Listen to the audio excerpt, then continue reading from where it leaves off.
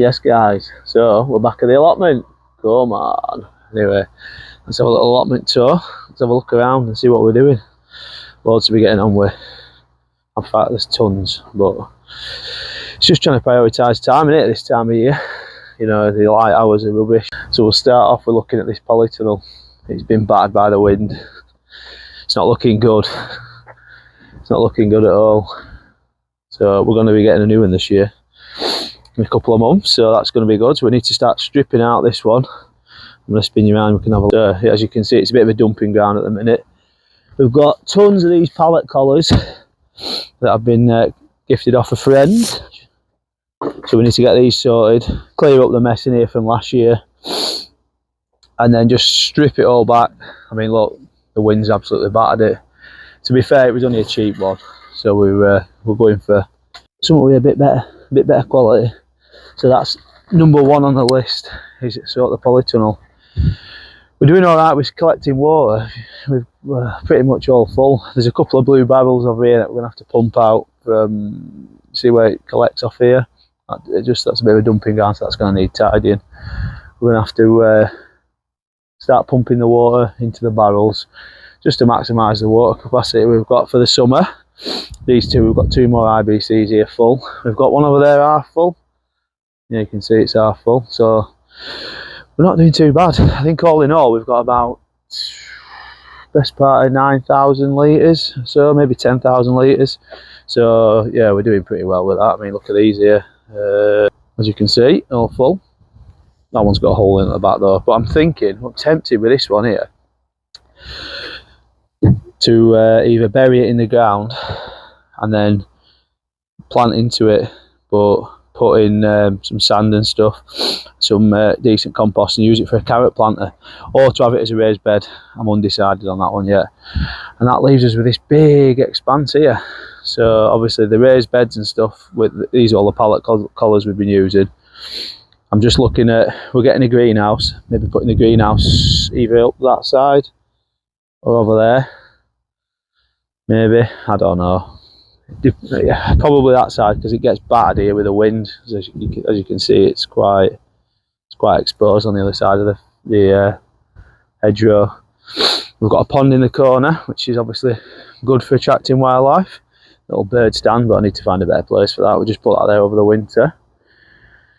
So I think we're going to set up a load more raised beds here, and then we've got the unenviable task of trying to fill them. So I'm tempted to maybe make the pond a little bit bigger. We've already started digging out here. Maybe make it a little bit bigger here. Maybe bring it right around, and then the earth that we excavate out of there can then go and fill the raised beds. Plenty to do. Plenty to be getting on with. That's the old fruit cage. Yeah. We did it last year. I don't know if I'm that impressed, to be fair. It's a bit of a sorry old mess in there, if you can see. Even though we put weed membrane down, there's still weeds come through. What's ruined it is, so the field behind is flooded and it's pulled down all the water off the field. It's washed straight through here, and it's washed a lot of the bark chippings away, so it's made a bit of a mess of it all. So I'm thinking, do we strip it? Let's just start again, this whole part of the plot. Do we get rid of the polytunnel, and do we get rid of the fruit cage? Obviously we're getting a new polytunnel, but let me know in the comments below, and we'll see, because I'm a bit undecided.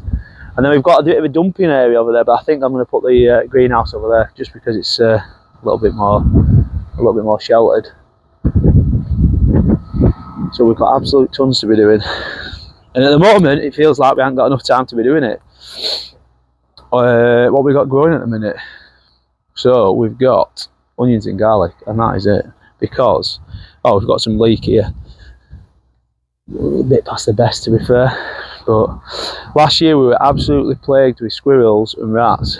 So this winter we've not really grown much for that same reason. I mean, you can see here where they're digging here just to try and get into the sub pod here. Ooh, nice. So that's one of the composters here, breaking down nicely. So yeah, we've got onions and garlic around here, so they're looking all right. They're coming up all right. We've got 1, 2, 3, 4, 5, 6, 7, 8, 9, 10.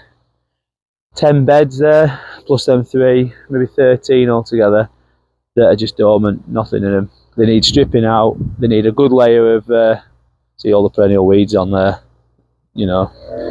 We can't all be good, so we need to sort them. We need to get some topsoil laid in, maybe some horse manure as well. So that's another job. The list, the ever-growing list.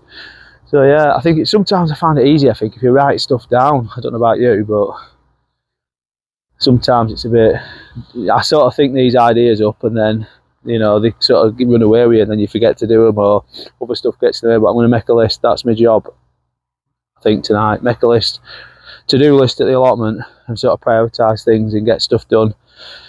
Otherwise it just becomes a bit daunting, and obviously dealing with like all the stuff that's going on in our life at the minute, it's you know, other things take priority. So in fact, I can't remember what I planted in this one here. I think these are the onions. Yeah, no, so there's 12 free, and there's the one with onions in here. So yeah, in fact, while we're up here, let's have a look in the pond.